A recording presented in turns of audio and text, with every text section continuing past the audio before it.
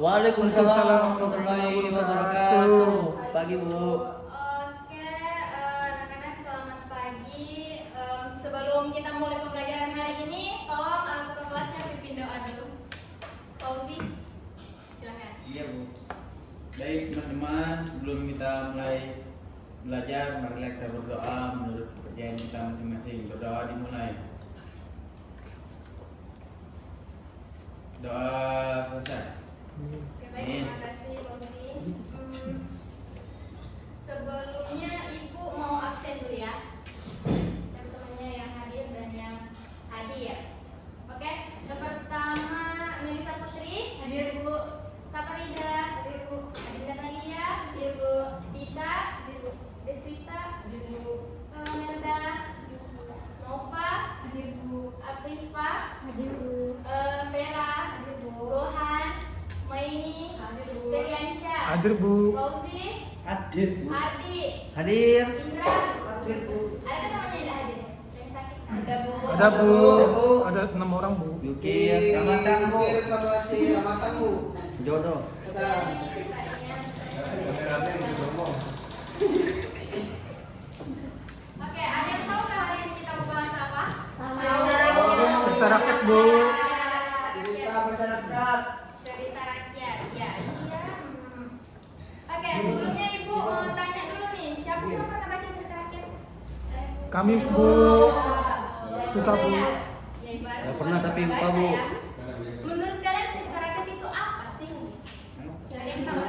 Cerita tentang Ya, coba, Masa lalu, Bu. cerita yang disampaikan dari mulut ke mulut. Oke, betul sekali. Ada yang lain? Cerita tentang legenda. Iya, betul sekali. Ada lagi yang lain? Cerita masa lalu. Oke, betul. Ya, masa lalu. Iya, masa lalu. Karena sejarah kan. Oke. Sini. Jelas kah kalian lihat nih? Jelas, Bu. Oke, kita akan membahas cerita rakyat. Sebelumnya Ibu akan menyampaikan dulu ya tujuan pembelajaran kita hari ini. Jadi tujuan pembelajaran kita hari ini itu diharapkan nanti kita bisa menjelaskan tentang pengertian, ciri-ciri dan jenis-jenis cerita rakyat. Kemudian kita akan menjelaskan unsur intrinsiknya. Kemudian kita akan menyebutkan unsur ekstrinsiknya itu apa saja. Kemudian nanti kita akan mengidentifikasi nih unsur intrinsiknya dari cerita rakyat yang akan kalian baca. Kemudian Ibu harap kalian bisa menunjukkan sikap kerjasama dan tanggung jawab dalam kerja kelompoknya nanti ya. Oke, langsung saja. Cerita rakyat. Oke, cerita rakyat adalah cerita turun-temurun yang menjadi bagian dari kebudayaan suatu masyarakat. Biasanya berisi tentang peristiwa atau tokoh-tokoh yang memiliki nilai-nilai moral, ajaran atau pesan yang ingin disampaikan. Jadi seperti yang temannya bilang tadi, cerita rakyat itu adalah cerita yang disampaikan secara lisan, ya, secara lisan. Kemudian masa lalu iya juga. Selanjutnya ciri-cirinya nih. Nah, disampaikan secara turun-temurun secara lisan. Kemudian tidak diketahui siapa yang pertama kali membuatnya. Kemudian ada kayak nilai-nilai luhur, karena memang cerita-cerita ini kan itu berdasarkan cerita turun-temurun yang dipercayai oleh suatu masyarakat tertentu.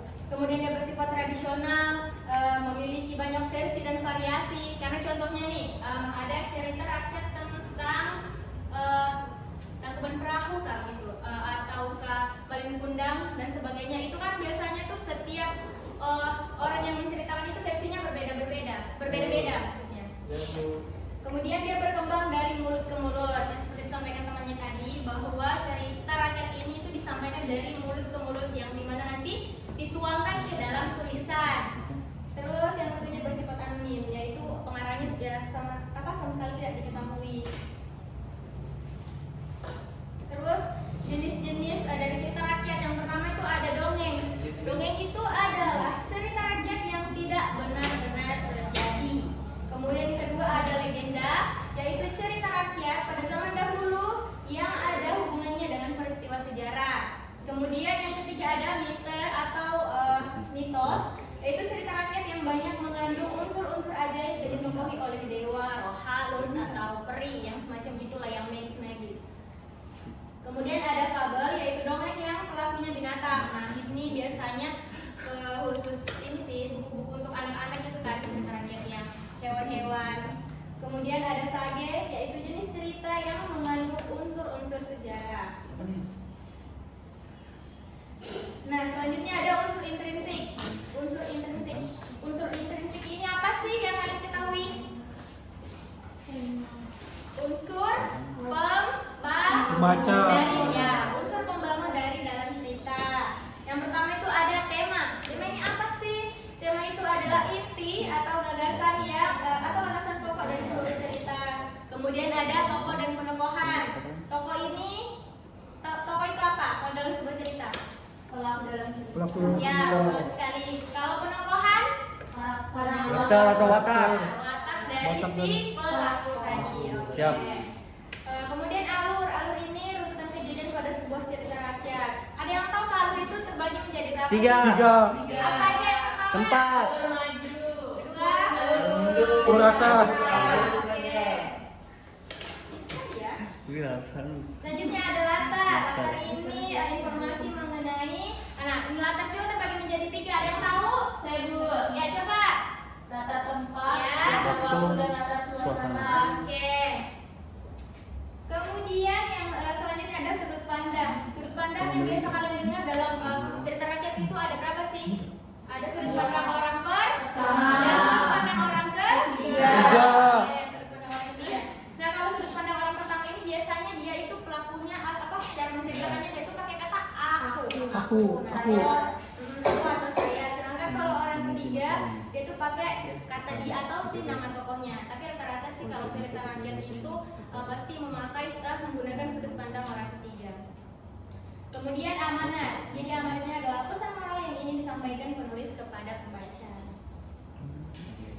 Nah, di sini ada juga unsur ekstrinsiknya. Kalau tadi unsur intrinsik itu pembangun dari dalam, kalau ekstrinsik dia pembangun dari luar. Yang pertama ada nilai moral, yang kedua ada nilai agama, yang ketiga nilai sosial, yang keempat nilai budaya.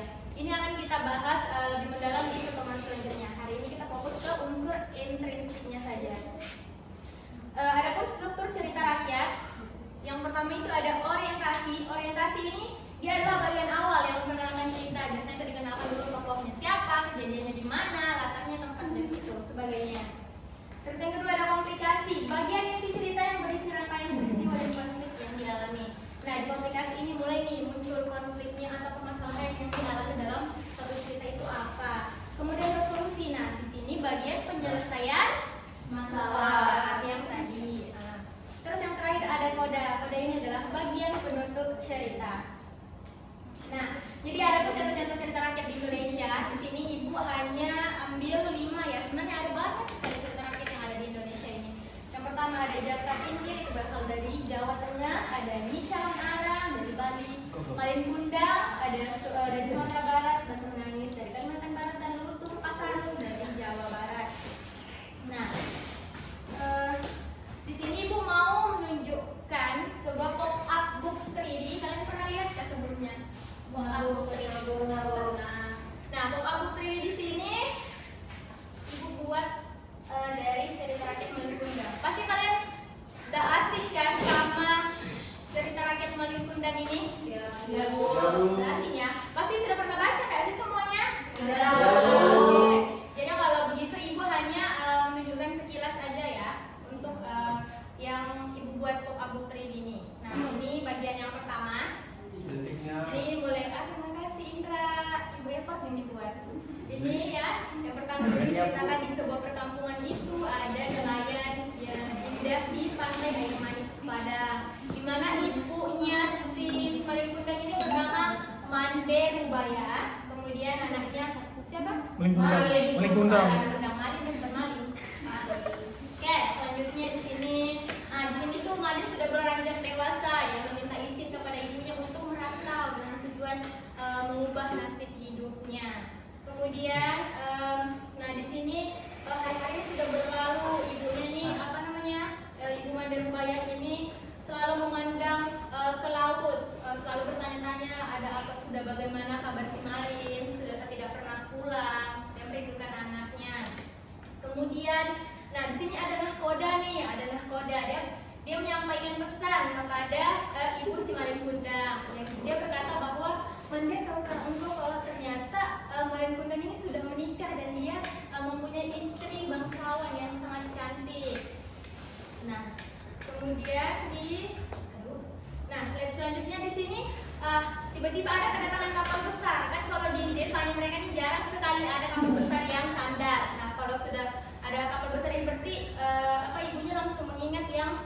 Malin kemarin. Nah, ternyata pas datang di kerumunan ini, keramaian warga, ternyata benar yang datang itu adalah anaknya si Malin.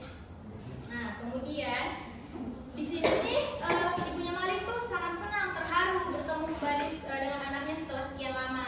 Tapi di sini itu yang terjadi adalah si Malin tidak mengakui ibunya karena di depan istrinya dia tidak mengakui ibunya. Istrinya bilang, Malin, benarkah itu ibumu berpakaian compang-camping? Dan katanya, karena dia berharap ibunya si Malin ini adalah juga seorang bangsawan yang sama sepertinya.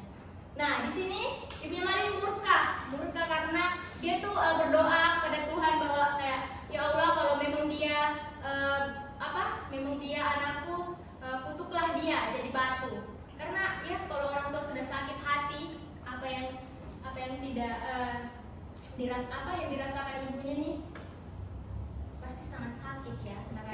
Kemudian yang terakhir di sini Malin dikutuk menjadi Batu. Karena dia Durhaka, Bu. Jadi oke. Nah, dari sini apa sih pelajaran yang bisa kalian ambil dari Jangan si durhaka Malin sama Kundang? orang tua. Jangan durhaka. Jangan durhaka sama orang tua, terutama kepada ibu, karena bagaimanapun surga ada di Dalam kaki ibu. Bentar ya. Sekarang ibu mau tanya nih dari ibu, kan kalian sudah nggak asing nih sama cerita rakyat Malin Kundang. Kalau ibu bahas tentang unsur intrinsik dari si Malin Kundang, yang pertama dia temanya tentang apa sih? Tentang kedurhakaan seorang. Ya, durhaka seorang anak yang durhaka kepada orang tuanya. Ya. Kemudian tokohnya ada berapa? Ya. Banyak. Kita fokuskan tokoh Satu. utamanya. Malin, Malin. ibunya, Namanya istrinya, siapa? Siti Nurbaya. Kok Siti Nurbaya kan? Ya, Manderu. Manderu. Nurbaya. Nurbaya. Oke. Nah, wataknya si Malin ini kayak mana sih? Sombong. Sombong. Yang awalnya dia baik, tiba-tiba jadi seorang durhaka karena dia sudah kaya raya, dia sudah memiliki semuanya. Terus kalau ibunya Orangnya baik Baik hati. hati. Orang miskin. ya baik hati ya, penyayang, oke Indra. Kemudian ada alurnya di sini apa sih? Dia pakai alur apa? Alur maju. Iya, Maju. iya, alur maju karena dia menceritakan konsisten dari Awal sampai sampai akhir. ya, sama. Kemudian latar tempatnya di mana sih? Di tepi Laut. pantai. Di pantai. Di pantai. Ada Terus, gunung-gunungnya. iya ada gunung-gunungnya, ada gunungnya, Ada kelapanya. Ada lautnya. Rumahnya bapakku. Iya Indra ya. Kemudian ada latar waktunya ini mungkin tidak terlalu kelihatan di sini, tapi intinya dalam cerita rakyat Malin cerita rakyat Malin Kundang ini dia ada siang juga ada malam karena kan sering berganti hari. Kemudian ada latar suasananya gimana nih? Menegakkan. Menegangkan. Sedih. Mengerikan. Ya, dari yang awalnya bahagia, endingnya menyedihkan. Set. Kemudian sudut pandang yang dipakai ini dari sudut pandang orang Tiga. Ketiga ya.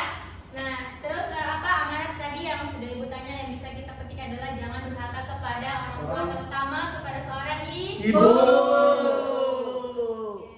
Karena surga di telapak kaki kiri. Iya betul sekali Indra. Karena surga ada di telapak kaki ibu. Bagaimanapun ibu itu adalah sesuatu yang tidak duanya, ya. Oke, selanjutnya di sini. Bisa ada kopi. Di sini ibu akan membagi kalian dalam beberapa kelompok, mungkin 4 kelompok ya. Sebu. Sudah dibagi ya. Sudah dibagi dulu kelompoknya atau kalian langsung ini aja. Yang pertama ini. Nah, di sini itu ada cerita rakyat ya. Ada cerita rakyat masing-masing yang sudah ibu berikan. Kalian harus menganalisis nih unsur intrinsik di dalam situ apa aja. Jadi dibaca dulu teliti. Nah, ibu bagi kelompok karena kan tema unsur intrinsik ini ada beberapa ya. Ada 6. Ya, ada 6. Jadi kalian carilah satu-satu berbagi. Oke. Udah, Bu. Teksnya tidak usah karena kayaknya mungkin waktu kita ini sudah Mepet, tidak Bu. banyak ya, jadi mungkin bisa langsung kalian sebut judulnya saja, kemudian unsur intrinsiknya itu apa saja. Udah, Bu. Sudah Bu, sudah Kak? Sudah, Bu. Cepat ya. Sudah, Bu. Sudah dari Pak ini. Betul bu. Betul, Bu. Betul Kak? Ya Bu. Sudah babu dong. Ada chat GPT. Oke, mungkin bisa kita mulai dari kelompok 1. Kelompok 1 hebat. Cupu. Teman-teman yang lain tolong diperhatikan temannya. Kelompok 1 hebat. Baik, di sini saya akan membacakan hasil kerja dari kelompok 1. Untuk judulnya itu cerita rakyat Timun Mas dari Jawa Tengah. Untuk temanya itu keberanian, kecerdikan, dan kasih sayang ibu kepada anak. Tokoh dan penokohannya Timun Mas itu cerdas, berani, dan taat pada nasihat ibu. Kemudian ada Mbok Sarni. Ini nih penokohannya sabar, penyayang, dan penuh kasih sayang. Kemudian ada raksasanya ini jahat dan rakus. Kemudian ada pertapanya ini bijak dan penolong. Kemudian alurnya ini alur maju dari keinginan memiliki anak, kemudian lahirnya Timun Mas dan perjuangan melawan raksasa hingga kemenangan.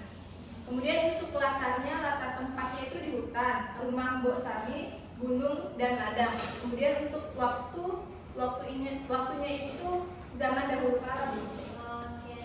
Dan suasananya itu tegang, menakutkan, serta mengharukan. Sudut pandangnya orang ketiga. Kemudian amanat atau pesan moralnya itu jangan mengingkari janji karena akan mendatangkan malapetaka. Jadilah pribadi yang baik dan taat kepada orang tua. Oke, tepuk tangan untuk semuanya. Selanjutnya kelompok 2. Cepat deh, habis waktu.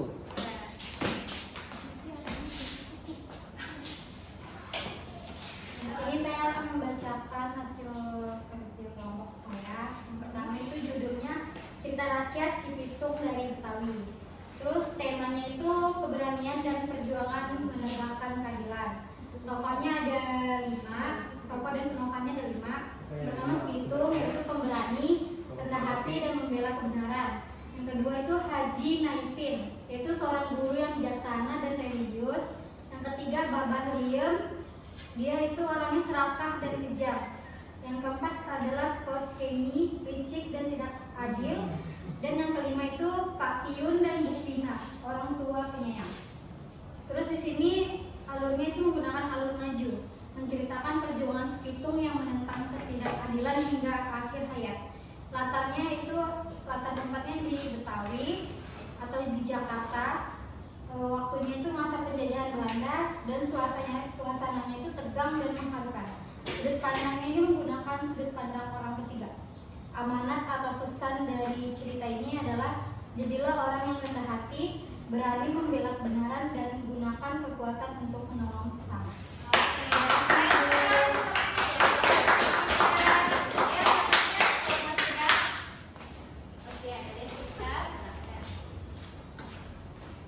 Baik, di sini saya akan membacakan hasil dari kelompok 3. Yang pertama itu judulnya tentang dongeng cerita rakyat Jakataru. Temanya jujur dan akibat dari pelanggaran janji. Tokoh dan penokohan Jakataru baik hati tetapi rasa penasarannya membawa penyesalan. Nawang Wulan cantik, penyayang dan pemaaf. Mbok Randa penyayang dan lembut hati. Alurnya itu alur maju mulai dari pertemuan Jakataru dan Nawang Wulan, pernikahan, pelanggaran janji hingga perpisahan. Latarnya ada latar tempat, desa, telaga, rumah Jakataru, kayangan. Waktunya zaman dahulu kala. Suasana damai, bahagia, sedih dan penyesalan. Sudut pandang orang ketiga. Amanat atau pesan moralnya, tepatilah janji yang telah diucapkan karena pelanggaran janji dapat membawa penyesalan dan kehilangan. Selanjutnya kelompok terakhir, kelompok 4. Kelompok 4 hebat. Nah, hebat, semuanya hebat.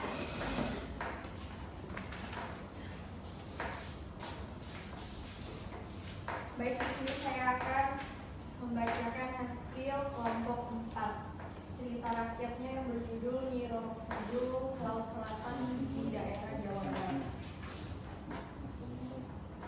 Unsur intrinsik untuk temanya yaitu kesetiaan, keteguhan hati dan akibat Selatan. Kemudian tokoh dan penokohan yang pertama itu Putri Kandita atau Nyi Rompul. Orang itu baik hati, tabah, sabar, kuat dalam menghadapi penderitaan. Kemudian yang kedua yaitu Prabu Siliwangi. Dia seorang yang bijaksana, penyayang, namun mudah dipengaruhi. Kemudian yang ketiga yaitu para selir dan anak-anaknya. Mereka ini mempunyai rasa iri hati, jahat dan licik. Kemudian yang keempat yaitu penyihir. Penyihir ini berkarakter jahat dan tamak. Kemudian alurnya. Alur dalam cerita ini itu alur maju, dimulai dari kehidupan di istana, munculnya iri hati, penderitaan, pengasingan, hingga menjadi penguasa Laut Selatan. Kemudian latar tempatnya yaitu di Kerajaan Pajajaran, Istana, Pantai Selatan, Pulau Jawa. Kemudian latar waktunya itu zaman dahulu kala. Kemudian latar suasananya bahagia, iri, sedih, menegangkan, lalu kembali damai. Kemudian sudut pandangnya ini adalah dari orang ketiga. Kemudian amanat atau pesan moral yang bisa diambil dari cerita ini, jangan berbuat jahat atau iri terhadap orang lain, karena kejahatan akan berbalik kepada pelakunya. Kesabaran dan kebaikan akan membawa kebaikan pula. Terima kasih. Terima kasih Vera. Juara itu. Dari hasil kerja kalian semua, Ibu rasa ini kalian semua sudah mengerti ya? Bu. Oke, nah, oke sebelum Ibu mengakhiri pelajaran, coba kalau ada yang mau ditanyakan silahkan. Ya Bu, Oke, Nova. Bu izin bertanya, untuk cerita rakyat melalui undang itu termasuk ke dalam cerita rakyat apa ya Bu? Nah, cerita rakyat Malin Kundang ini dia masuknya di legenda. Ya, legenda. Karena dia menceritakan satu tempat juga kan. Kayak jadi kalau misalkan tuh orang tahu nih, oh di sini nih tempatnya apa tragedi kejadiannya kemarin tempatnya Malin Kundang. Kan sampai sekarang tuh masih dipercaya ya ada bentuk batunya Iya, Bu. katanya kan kalau kita percaya apa dari rakyat setempat di situ. Nah, oke, selanjutnya Ya Bu, oke, Lisa. Ibu, ini kan tadi sudah membahas tentang cerita rakyat. Apa perbedaan cerita rakyat dengan cerpen? Beda cerita rakyat sama cerpen, cerita pendek. Oke. Kalau cerita rakyat, dia itu kita kembali ke ciri-cirinya tadi.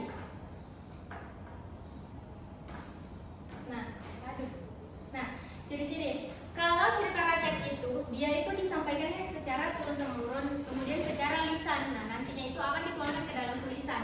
Kemudian dia tidak diketahui nih pengarangnya siapa, karena awal mulanya nih kita tidak tahu kan, mungkin orang-orang dulu, ya pasti orang-orang dulu, cuma kita tidak tahu nih tepatnya orangnya yang pertama kali menyampaikan tentang suatu cerita rakyat yang menjadi kepercayaan ini, kita tidak tahu nih orangnya siapa. Kalau cerita pendek, kita tahu nih pengarangnya siapa, karena semuanya berdasarkan imajinasi, tidak kenyataan, kayak tidak dipercaya itu pernah terjadi, gitu kan.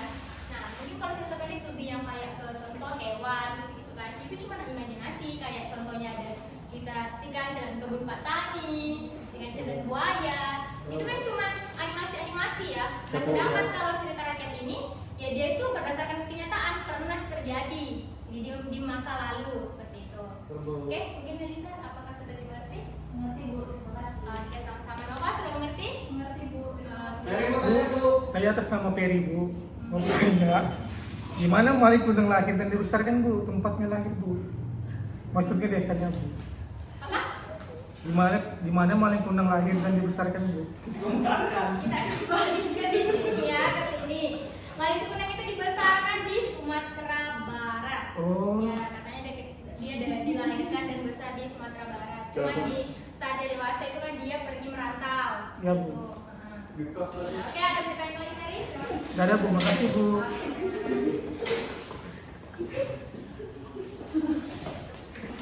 Oke, jadi Ibu harap semuanya kalian sudah mengerti materi kita hari ini mengenai cerita rakyat dan unsur intrinsiknya maupun ciri-cirinya. Kemudian temannya tadi apa kita sudah jelaskan perbedaannya cerita rakyat dengan cerpen itu apa. Kemudian ternyata Malin Kundang ini masuknya cerita rakyat itu apa. Nah, jadi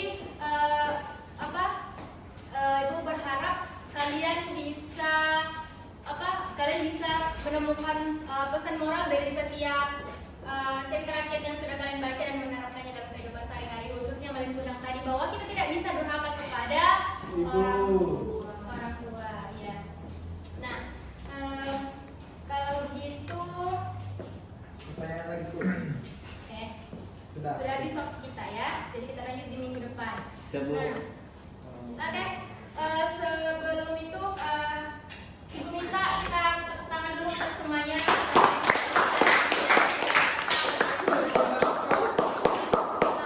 oke, untuk mengakhiri pembelajaran hari ini, saya minta ketua kelas yang untuk pimpin doa. Belum kita masih belajar kita hari ini, mari kita berdoa menurut kepercayaan kita masing-masing. Berdoa dulu.